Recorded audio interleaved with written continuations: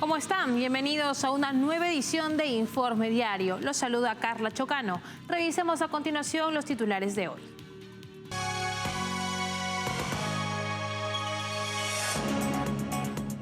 En Argentina, la justicia ha ordenado el congelamiento general de los bienes del expresidente izquierdista Alberto Fernández por presunta corrupción relacionada con el escándalo de los seguros.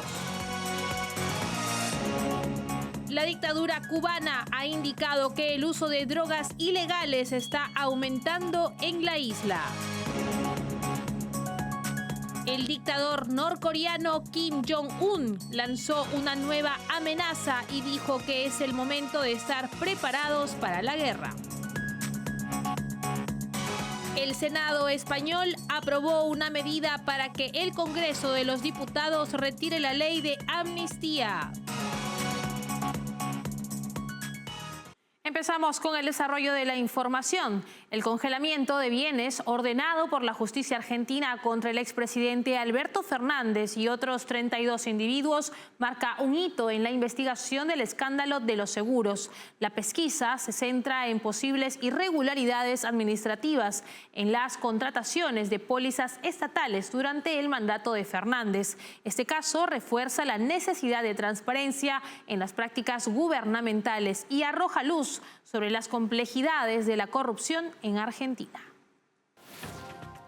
La justicia argentina ha dado un paso significativo en la investigación por presunta corrupción relacionada con el escándalo de los seguros, ordenando el congelamiento general de bienes del expresidente Alberto Fernández y otros 32 individuos vinculados al caso.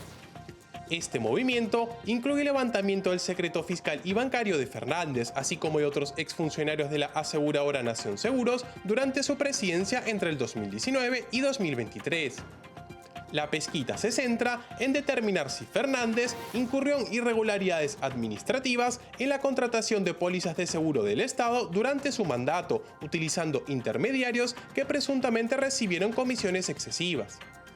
Entre los exfuncionarios implicados se encuentran Alberto Pagliano, exdirector de Nación Seguros, y Héctor Martínez Sosa, esposo de la secretaria de Fernández, María Marta Cantero.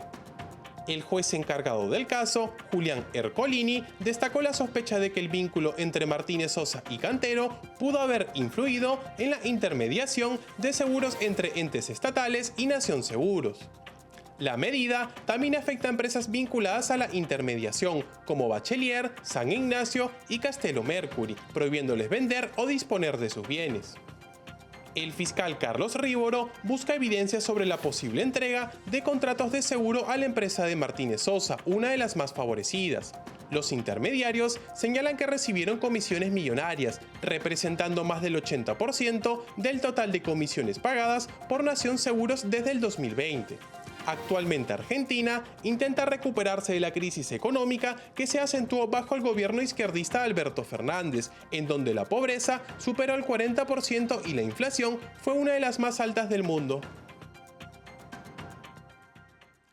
Y en otras noticias, la dictadura cubana ha admitido un aumento significativo en el consumo interno de drogas, a pesar de su política de tolerancia cero.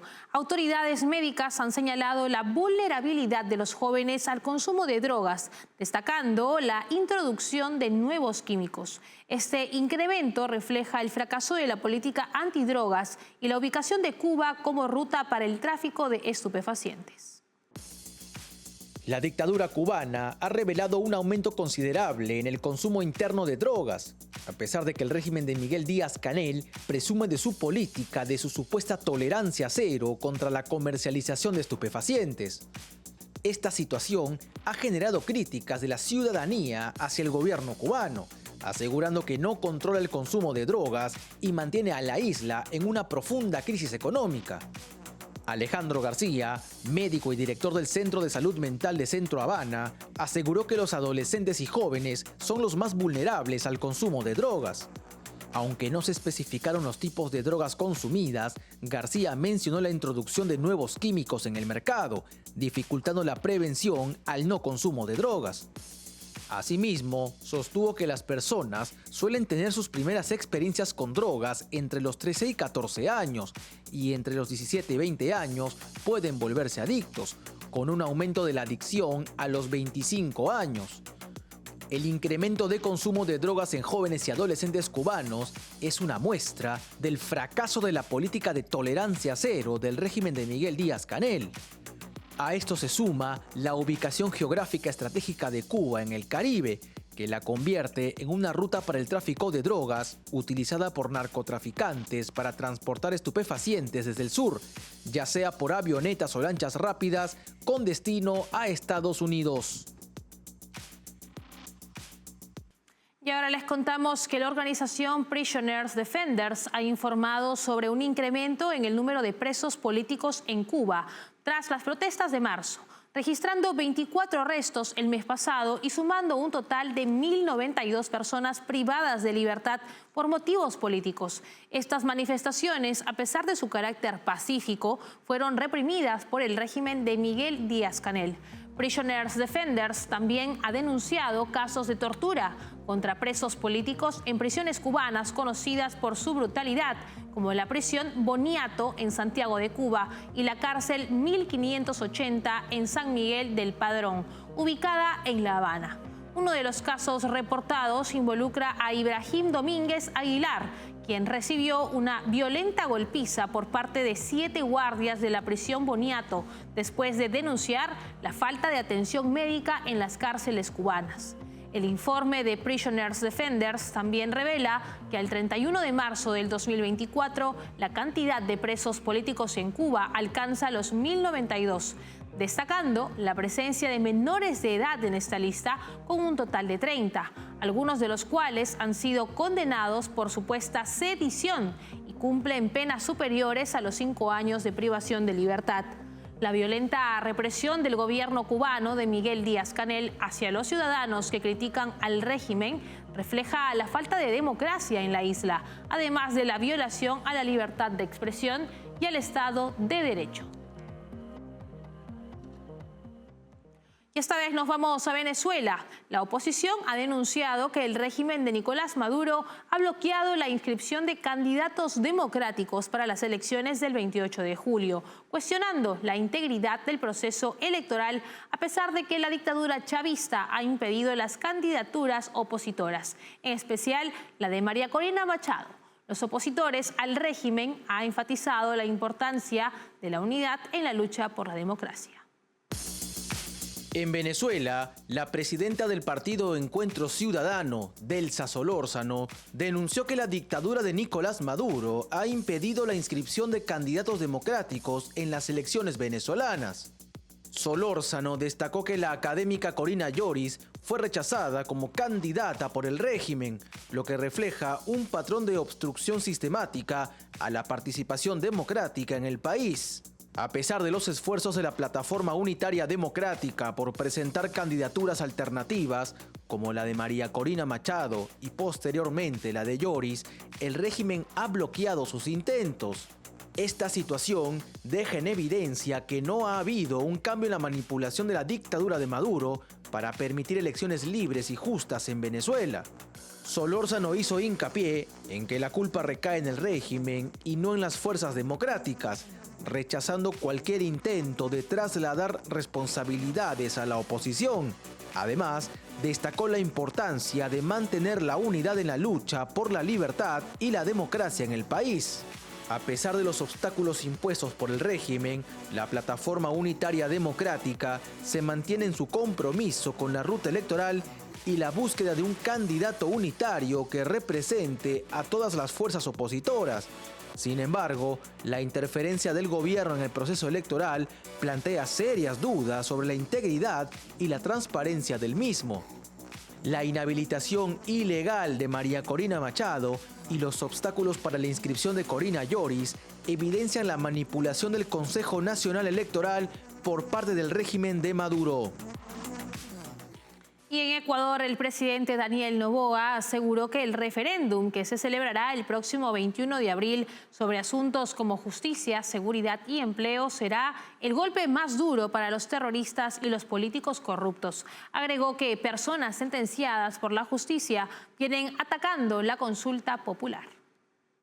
Esto lo lograremos participando en la consulta popular, que será el golpe más duro que podemos dar a los terroristas y los políticos corruptos que lucran con el dolor de la población. Hemos visto en los últimos días cómo las personas, algunos delincuentes sentenciados, otros pronto van a ser sentenciados, están hablando y atacando la consulta porque se ven perdidos. Están atacando también nuestro gobierno, están atacando nuestra integridad y algunos, los más atrevidos, hasta piden sanciones para su propio país.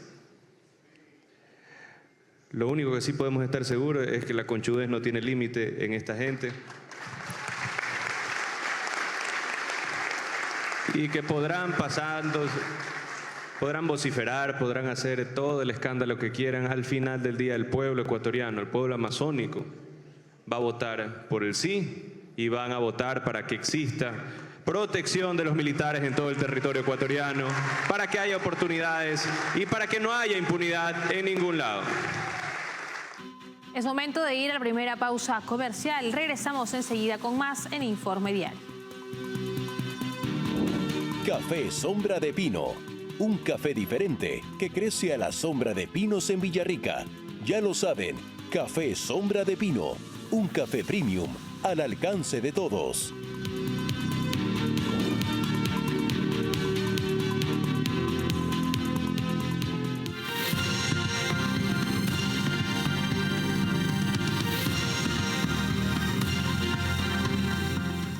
Y ahora les contamos que la elevada inflación en Estados Unidos viene generando inquietud en la ciudadanía. Los analistas han criticado las políticas económicas de Joe Biden, argumentando que la realidad contradice las afirmaciones de mejoría.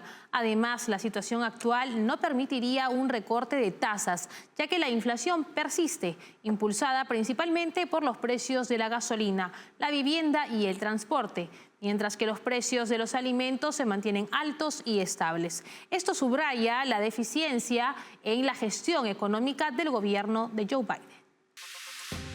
La persistente alta inflación en Estados Unidos está generando preocupación y descontento, especialmente en medio de la presión para un recorte de tasas de interés por parte de la Reserva Federal en su próxima reunión de junio. Sin embargo, los analistas y expertos independientes critican las políticas económicas del gobierno de Joe Biden, señalando que la realidad contradice las afirmaciones sobre una supuesta mejoría. Los precios al consumo han continuado aumentando, con un alza del 3.5% en marzo, según el Departamento de Trabajo. No obstante, muchos consumidores experimentan una carga aún mayor en sus bolsillos, con precios que se mantienen elevados o incluso han aumentado desde el pico inflacionario del 2022. La gasolina, los alimentos, la vivienda, los materiales de construcción, los seguros y otros bienes y servicios han experimentado aumentos significativos en los últimos 2 años, lo que afecta directamente al costo de vida de los estadounidenses. Los datos presentados por el gobierno de Biden, como la inflación subyacente, no reflejan la realidad experimentada por los ciudadanos. La falta de progresos hacia la meta de inflación anual del 2% de la Reserva Federal está generando preocupación entre los analistas financieros. La situación actual deja poco margen para un recorte de tasas en junio, según expertos como Greg McBride de Bankrate. La inflación sigue siendo impulsada por los precios de la gasolina, la vivienda y el transporte, mientras que los precios de los alimentos se mantienen altos y estables. Por su parte, la Reserva Federal ha mantenido sus tasas en máximos en más de 20 años, pero las perspectivas de una flexibilización de su política monetaria este año se han vuelto inciertas en los últimos días. La situación económica desafiante demuestra que el manejo de la economía del gobierno de Joe Biden, uno de sus puntos más cuestionados, sigue siendo deficiente. Y ahora ahora les contamos que el mar de China Meridional se ha convertido en un foco de tensiones entre China y Filipinas. Este conflicto resalta la estrategia expansiva del régimen de Xi Jinping y en la región, desafiando el derecho internacional y generando preocupación a pesar de fallos judiciales que invalidan sus reclamos. China persiste en sus acciones, lo que ha llevado a condenas de potencias como Estados Unidos, Japón y Australia. Un reciente informe de Reuters revela el aumento de las tensiones entre Beijing y Filipinas por el mar de la China Meridional, lo que ha puesto de relieve la estrategia expansionista del régimen de Xi Jinping, generando preocupación internacional por buscar alterar la paz en la región. A pesar de los fallos en la Corte Permanente de Arbitraje, que invalidaron los reclamos territoriales de China, este país continúa desafiando el derecho internacional y desplegando recursos para afirmar su control sobre áreas disputadas, como el arrecife de Scarborough y el arrecife de Second Thomas. Las acciones de China, que incluyen el uso de guardacostas y milicias navales, han sido condenadas por varias potencias mundiales, como Estados Unidos, Japón y Australia, que han expresado su preocupación por la escalada de tensiones y el riesgo de un conflicto en la región. Además, el comportamiento agresivo de China hacia los barcos filipinos y los intentos de repeler misiones de reabastecimiento legítimas han sido criticadas como acciones desestabilizadoras que socavan la estabilidad en la región y el respeto por el derecho marítimo internacional. Y en Corea del Norte, el régimen de Kim Jong-un ha amenazado con prepararse para la guerra contra Estados Unidos y sus aliados occidentales, elevando las tensiones a nivel mundial. A esto se suma que la dictadura norcoreana ha intensificado su desarrollo militar y ha estrechado lazos con Rusia. Si bien el presidente de Estados Unidos, Joe Biden, ha intentado buscar diálogo con Pyongyang, Corea del Norte continúa con sus ensayos de misiles balísticos y sus constantes amenazas, generando inestabilidad global. En una declaración amenazante hacia Estados Unidos y Occidente, el líder dictatorial de Corea del Norte, Kim Jong-un, afirmó que su nación se está preparando para la guerra contra los aliados de Washington, exacerbando las tensiones globales. Durante una visita a la principal universidad militar del país, el dictador advirtió sobre la posibilidad de un conflicto militar con Corea del Sur, nación aliada de Estados Unidos, y afirmó que responderían con fuerza si se enfrentaban a una confrontación armada contra Seúl. En los últimos años, el régimen de Kim Jong-un ha intensificado su desarrollo armamentístico y ha fortalecido lazos militares y políticos con Rusia, escalando las tensiones con Washington. A principios de mes, el dictador norcoreano supervisó el lanzamiento de un nuevo misil balístico hipersónico, considerado por Estados Unidos como una acción provocadora. Ante las amenazas de Corea del Norte, Estados Unidos y Corea del Sur han aumentado sus ejercicios militares conjuntos con la finalidad de salvaguardar la integridad de la región. Si bien el presidente Joe Biden ha expresado su disposición al diálogo con Pyongyang, el país asiático ha continuado con ensayos de misiles y ha mantenido relaciones comerciales con países sancionados por Estados Unidos, como Irán, amenazando la estabilidad global. Es momento de separarnos por unos instantes. Volvemos enseguida con más en Informe Diario. Café Sombra de Pino. Un café diferente que crece a la sombra de pinos en Villarrica. Ya lo saben, Café Sombra de Pino. Un café premium al alcance de todos.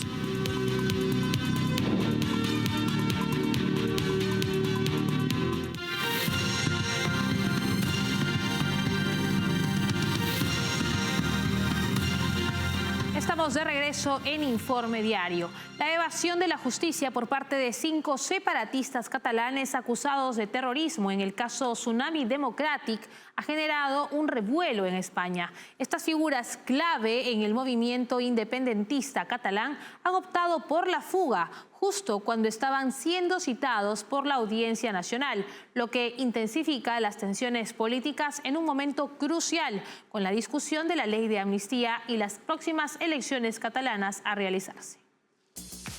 En España, 5 separatistas catalanes imputados por terrorismo en el caso Tsunami Democratic se han fugado del país.